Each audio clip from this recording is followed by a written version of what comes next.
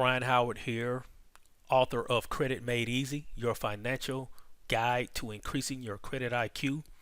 What I wanted to do really quick in this video is go over some basic ground rules for sending out dispute letters. Okay. Um, what I mean by dispute letters, I'm talking about letters that you send to the credit bureaus to investigate your claims of items that are either inaccurate, unverifiable, or outdated. So let's dive right in. Okay, there are several things you want to ensure are included in every dispute letter you send. Make sure every dispute letter contains the accurate spelling of your first and your last name. You should also include your social security number and your current home address.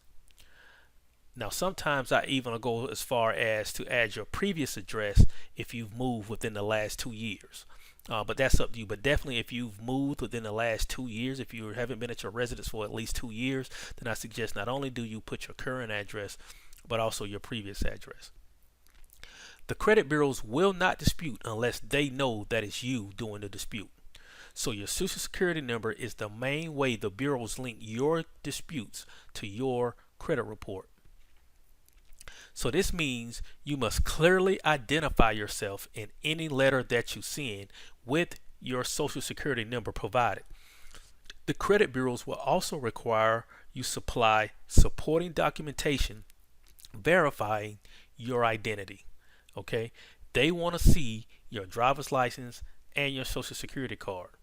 They will not conduct a proper investigation of your disputes without having the supporting documents included with each round of disputes you send.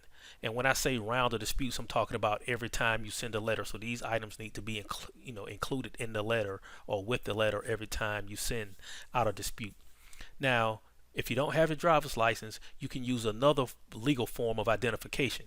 Another form of legal identification would include a passport or a state ID. Okay, if you don't have a social security card, then provide another form of ID with your social on it. That could be a pay stub, a W-2. Those items will also have your social security number on it. Or if you've been in the military, a DD-214, tax return, as I mentioned, a W-2. So all of those are pieces of documentation that you can use as a substitute for your social security card. Just ensure that you do supply a picture ID and a document verifying your social to ensure that your disputes are investigated both properly and quickly. Now, you definitely want to make sure you include every account name that's in dispute and every account number that's in dispute, and you want that information included in your letter. Okay? And finally, list the creditor's name and the account number that they are reporting to the credit bureau. So you're going to list, whether it's Bank of America, Chase Bank, and then the account number that's listed on that particular credit bureau. And sometimes it may only list the last few digits, for security purpose. So however it shows up on your credit report for your account number, just add it that same way in the dispute letter for that particular bureau, and the bureau won't have a problem identifying, which account you're disputing. Okay, so it's Brian Howard signing out for BKH Credit Group. Please reach out to us at www.bkhcreditgroup.com, or you can call us toll free at 1-800-979-4828. Okay, once again, Brian Howard, BKH Credit Group. Have a phenomenal day because you absolutely deserve it.